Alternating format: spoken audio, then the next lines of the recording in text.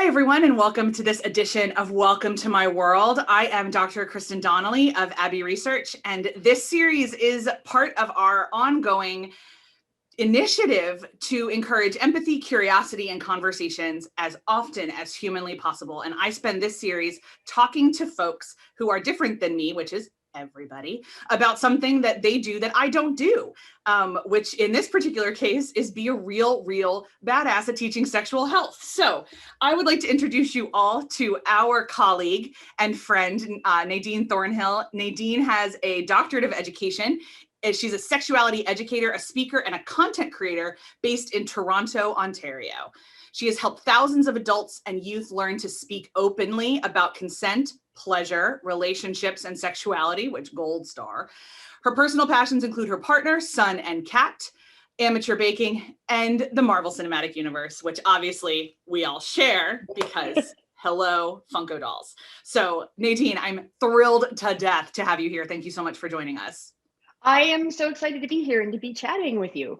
Amazing. So I know tons about you, but I know our listeners don't. So would you mind introducing yourself a little?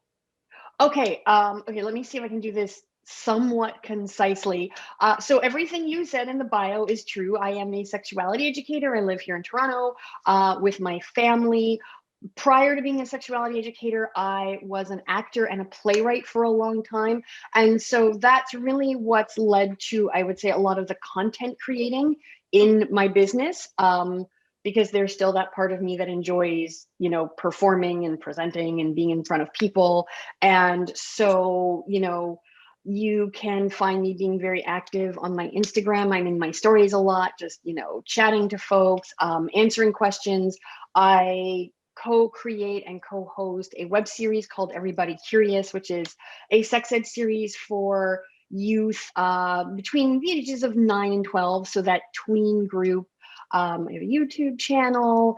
And what I'm really passionate about is just giving as many people as possible the tools to have conversations, teach, model really healthy, positive sexuality for the kids and youths in their lives. Because in my experience, as someone who didn't get into sexuality and sex education really until I was an adult, now my process has been a lot of unlearning and a lot of unpacking and a lot of like, oh, that's where that shame came from. And that's where that embarrassment came from. And where that awkwardness came from. And what might it have been like if I had known this, just growing up and didn't have a whole bunch of other like kind of crappy information, or just didn't have information and drew my own, problematic conclusions. I'm like, be great if we could just sort of start right off the bat being like, hey, sexuality is, part of us.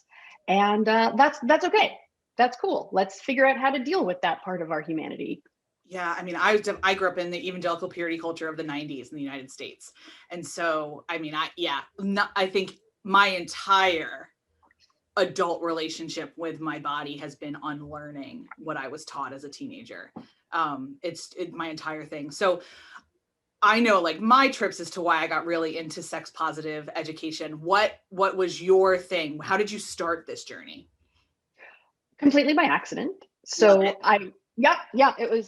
was not a plan. I was, deep into my theater life. That's what I had planned to do forever. And my where I was living, there was this sex positive shop called Venus Envy, and my partner and I, we went there and bought our sex toys and got books and everything. And one day a friend of mine said, hey, they're hiring. I needed a day job, as actors usually do. And I was like, yeah, and I was like, seems like a fun place to work. I could get a discount on my like sex stuff. I'll apply. And so the manager thought, well, you have this performance background, and in the evenings we have workshops for the community. So maybe you would like to start facilitating workshops. And I was like, yes, I would like to do that. That sounds really fun. And so that's how I got started. And in facilitating workshops and sort of having the privilege of creating these containers where people could have conversations about sexuality, where they could open up, I really got to see how diverse people's sexual experiences were, but I also got to see how powerful a transformation could take place when you just gave people permission to say, hey, this is what I'm feeling, this is what I'm thinking, these are my desires, these are my boundaries, these are my questions. And you got to just say, that's fine. That's totally fine. Let's talk about it. What an incredible, oh my gosh. What has surprised you the most about this work? Oh, okay. That's a really good question. What has surprised me the most about this work? I think to just, follow on from what I was just saying, I think it surprises me again how quickly that transformation can happen, and how, just saying to someone, you're fine, Yeah. is like, it can change some people's lives. And that's all they needed, was for somebody to say, no, it's okay. Like, it's okay that you feel this way. It's okay that you don't feel this way. It's okay that you look this way. Yep. It's okay that you have these experiences in your body. It's okay that that trick you read in a romance novel doesn't work for you. It's okay that your body doesn't fit that toy that way. It's okay. It's okay. Yeah. And you're fine, and you're worthy, and your humanity is valid. And so instead of trying to figure out how to make you fit into some preconceived mold of what sexuality should be, or what your relationship to sexuality should be, let's figure out what actually works for you. Yeah. And the unpacking of the shame in that too, I think is really, I mean, for me anyway, and a lot of women that I speak to, that moment of transformation of you're fine is a moment, and also a continual journey. Like, it's this moment of like, I want to believe this forever, but the first time we test it again, I might not believe it. I might still go back into the lies I was believing, or the shame that I was feeling, and it's still kind of a journey. Excuse me, I have to cough. But what I'm fascinated with in the whole sex positive movement, but also specifically in your work, is how you can center pleasure as one of the guiding factors for if something is okay or not. Yes. Yeah.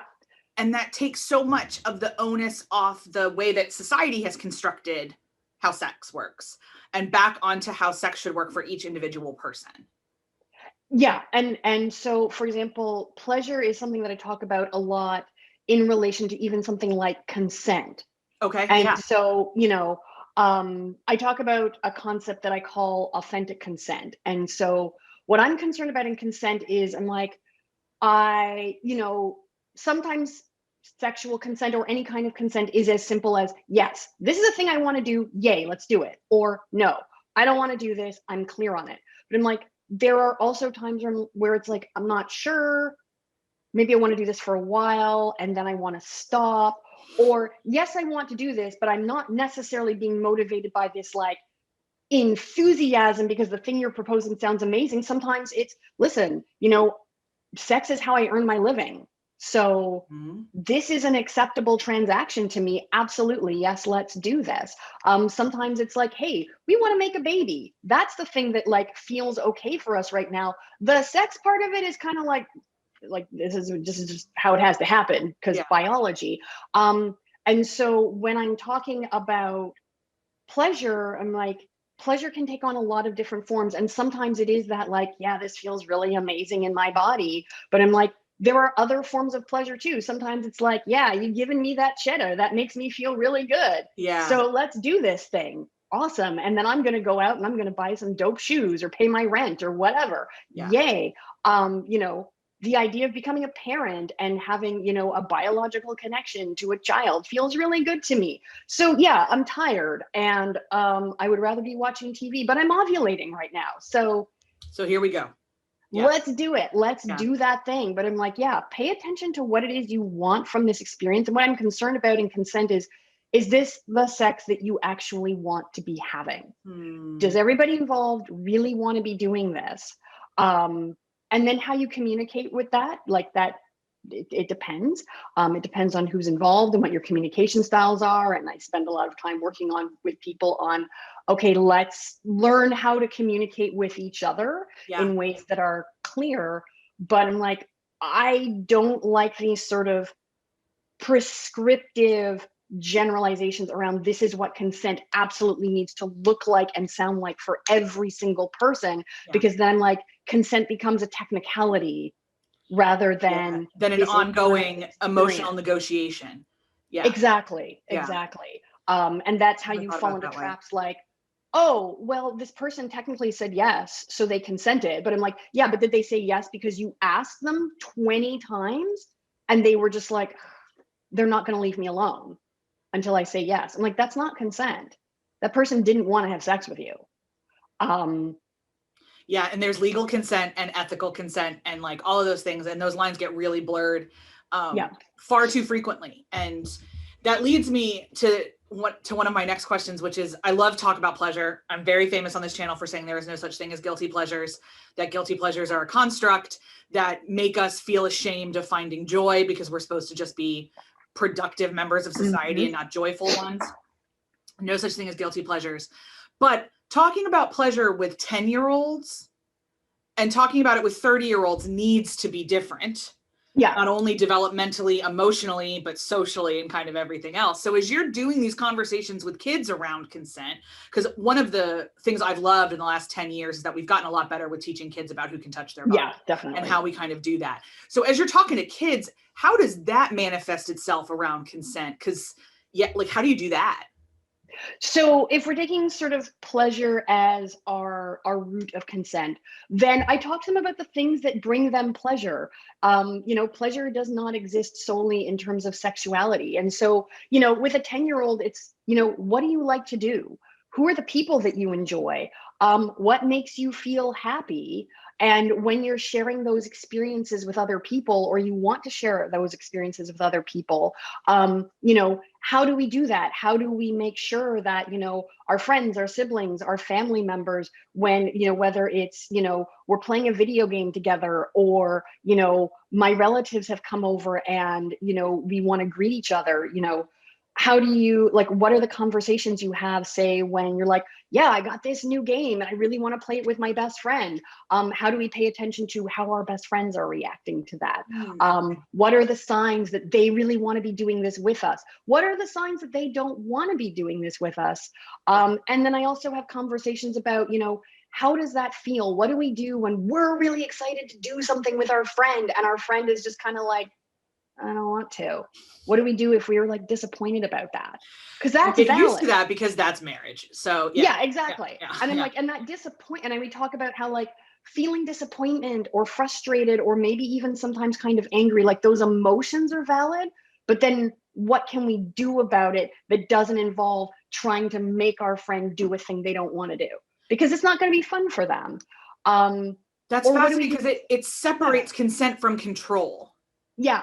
In a way, and it holds in a that's utterly fascinating. I love this idea of having a self-centered, not in the negative perspective of that, self-centered understanding of consent that also has to include an external centered, that it can't be a binary. It has to include all of those things, because then as they move forward into adolescence and into sexual activity, whatever that looks like for them, which it easily could look like no sexual activity at all. Absolutely. And for a lot of teenagers developmentally, it probably should, to be honest, not to shame them, but we just need to be honest about developmental attachments and what that kind of looks like. But they get to understand themselves as entities within a community. Yes. Yeah. And I want to say, true, there's a lot of research out there, at least in the United States, of some teenagers are very, very ready for sex, and some teenagers feel incredibly pressured to have it because of the social understanding of you should lose your virginity on prom night. So the decision should be theirs, and that's what Nadine and I are both advocating here.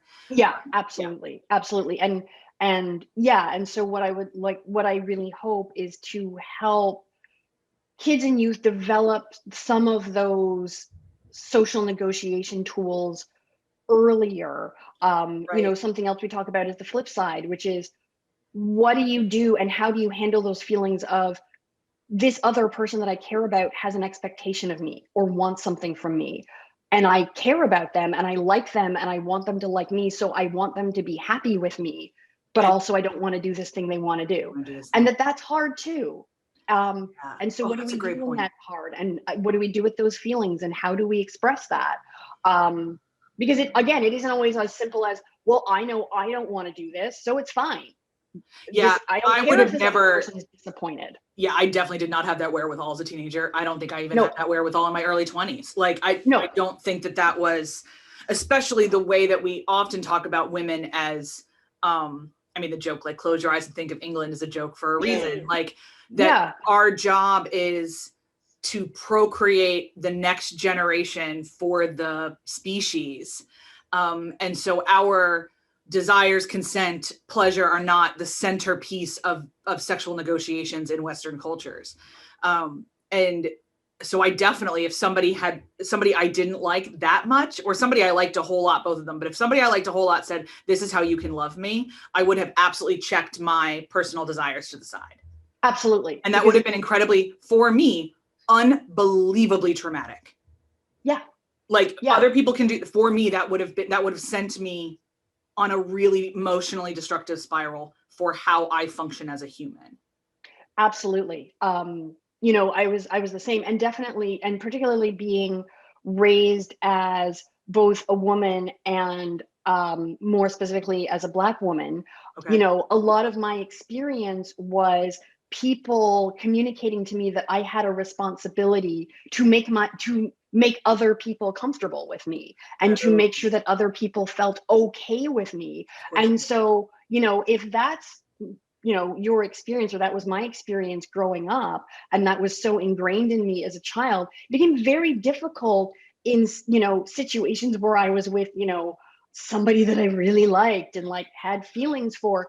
That was not the moment where I was suddenly going to be like, oh, now I'm going to reclaim my power, and now I'm going to assert my own boundaries, and now I'm going to be very attenuated to what my needs are in this situation. When we're about to like get naked and it's going to be super vulnerable. I'm like, no, that's when you're more likely to revert to whatever is comfortable and whatever you're makes you feel the safest. Exactly. And like, what felt safe for me was making sure that other people were comfortable with me. Of course. Like, and so that's why I think if we can get to kids when they're younger and, help them to start even just being aware of these things and practicing in safer, less fraught situations, there's a better chance that they're going to be able to sort of assert those boundaries and have those conversations and navigate those emotions during sex, or like you said, sometimes it's, hey, I don't want to have sex, and it seems like everybody else is having sex. But I also try to make room for the fact that I'm like, it may not go totally smoothly, but again, we can have conversations about that too. Yeah. And what it means when you're like, okay, I did not assert my boundary.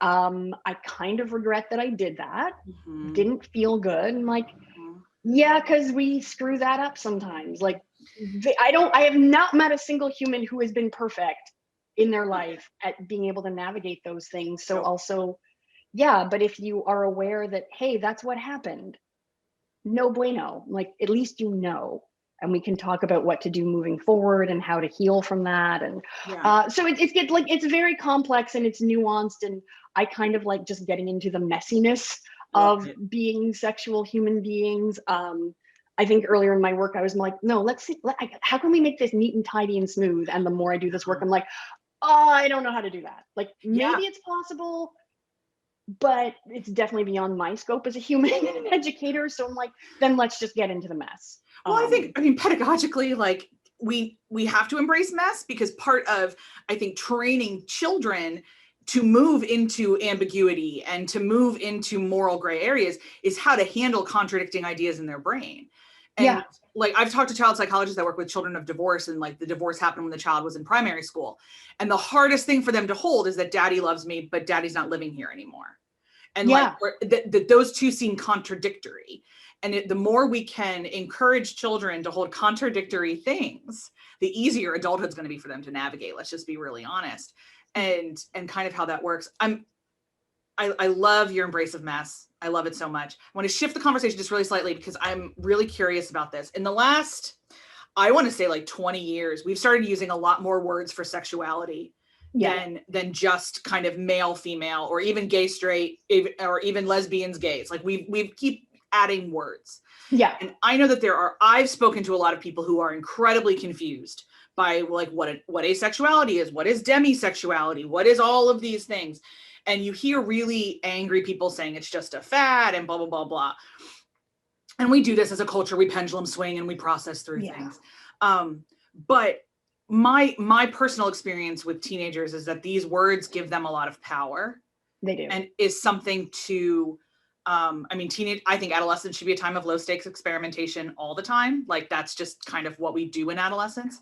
But it feels like with them being able to try on these words that may give power to the feeling in their body, it actually provides more freedom for them to be a healthier individual. But I don't have data to back that up. Is that your experience?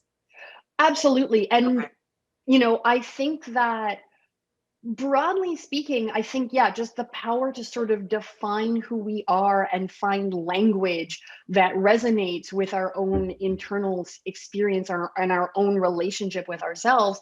It is really, really important. And so, it's a bit tangential, but I remember when I was a young adult and I would meet people who were queer, who were, gay, lesbian, bisexual. And a lot of them would say, not all of them, but many of them would say like, I've known I was this way since I was a child. And then when we would sort of, if they were generous enough to sort of expand on that thought with me, what often came up with this sense of, well, there was this very limited, very narrow sort of container for identity, that I was aware of when I was a child. And I'm like, yeah, I remember that. It was like, okay, I was a girl. And so I was going to grow up and I was going to marry a boy. And I remember people like alluding to that even when I was little. Yeah. And, like reading stories and seeing families on TV who were like mom and dad and kids. And because I was like, that did align with my own experience, my own identity, I never questioned it. Yeah. But then when I would talk to my queer friends, what I got was they were like, yeah, I didn't have a word for it, but I just knew. But I knew that wasn't me. That wasn't me. Yeah. And so, I think when you expand vocabulary, what you do is you also expand people's ability to say like, okay, that's not me, but that feels closer to me. That feels really close to me. And then as the language becomes more expansive and precise, you're like, oh, that is exactly me. Yeah. Got it. Okay, great. And in terms of navigating all that, like I understand why for some folks it's like, that feels overwhelming. It's like if you had grown up your entire life with everything in black and white, like Dorothy and the Wizard of Oz, and then all of a sudden it was like, hey, colors. Yeah, that might be like, what? Yeah. But it's like the colors have always been there, number one. And number two, I'm like, if you want, you could take my approach, which is like the lazy person's approach, where I'm like, okay, rather than trying to commit every word to memory and hold in my head, this is what this means, but it doesn't necessarily mean this for this person. Like when I meet a person and they are generous enough to share who they are with me, I'm like, cool.